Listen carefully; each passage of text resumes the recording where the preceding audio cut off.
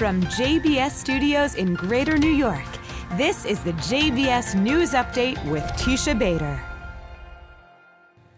I'm Teisha Bader with the JBS News Update for Monday, November the 1st, 2021. Israeli Prime Minister Naftali Bennett is in Scotland attending the UN Climate Conference in Glasgow, where he met on the sidelines with a number of world leaders, including UK Prime Minister Boris Johnson, Australian Prime Minister Scott Morrison, French President Emmanuel Macron, and Indian Prime Minister Narendra Modi. Bennett addressed the conference this afternoon, speaking to the gathering about the impact Israel can make. Israel's a small country. We're less than a third of the size of Scotland. So our carbon footprint may be small, but our impact on climate change can be mighty.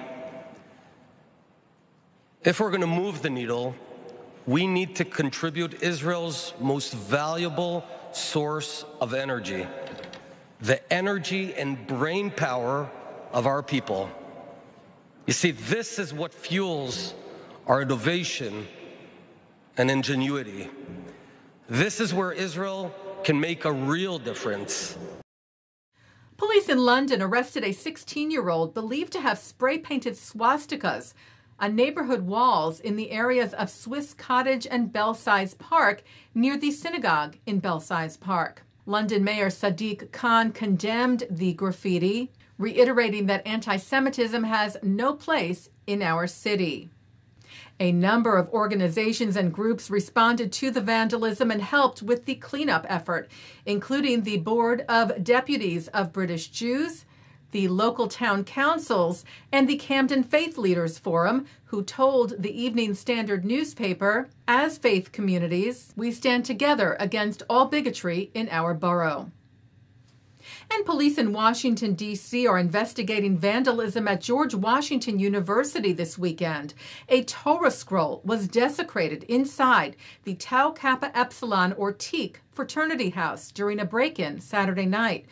The fraternity's chapter, which has a significant Jewish student membership at GW, released a statement yesterday reading, "Our entire chapter is outraged and saddened by this blatant act of anti-Semitism and violence against our brothers." GW President Thomas LeBlanc wrote, "Any act of anti-Semitism is an attack on the entire GW community and cannot and will not be tolerated." Jewish organizations shared their outrage as well. CEO of the Anti-Defamation League, Jonathan Greenblatt, called the incident horrendous. The American Jewish Committee said, "We are appalled." The Conference of Presidents of major American Jewish organizations wrote, "Jewish students deserve to feel safe. Hate and anti-Semitism have no place on college campuses." Israel took part in the World Fashion Festival Awards this weekend in Dubai, the United Arab Emirates.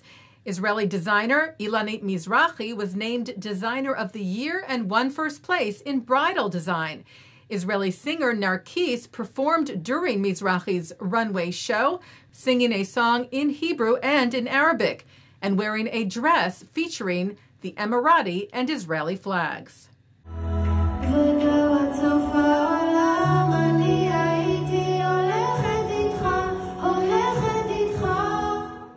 And staying in Dubai, the Association of Gulf Jewish Communities yesterday launched the first Jewish dating website in the region, JSG, Jewish Singles in the Gulf. AGJC President Ebrahim Nonoo said, "As our communities throughout the GCC experienced unprecedented growth over the past few years, we have seen more and more singles move here with an interest in establishing more permanent roots in the region." Nonoo, by the way, joins me after this newscast to talk more about the rebirth of Jewish life since the Abraham Accords. Taking a look now at our programming for tonight on JBS for Monday, November the 1st at 7, Joel Chasnoff visits with IDF officers to address viewer-submitted questions in a community town hall episode of FIDF Live. At 7:30, Israel in the Biden-Bennett era is discussed by a panel including Michael Doran, Jonathan Schanzer, Tamy Ben-Haim and Ben Samuels. At 9, Mark Golub sits down with author Larry Ruttman to talk about the history of Jews in baseball. At 10, the Archbishop Timothy Cardinal Dolan discusses the common ground between Judaism and Christianity with Rabbi Peter Rubenstein. And coming up next, as I mentioned, I speak with President of the Association of Gulf Jewish Communities and the head of the Jewish community in Bahrain, Ebrahim Nonoo, about the Abraham Accords and its impact on Jewish life in the area. And that's the JBS News Update for Monday, November the 1st, 2021. I'm Teisha Bader. Stay healthy, stay well.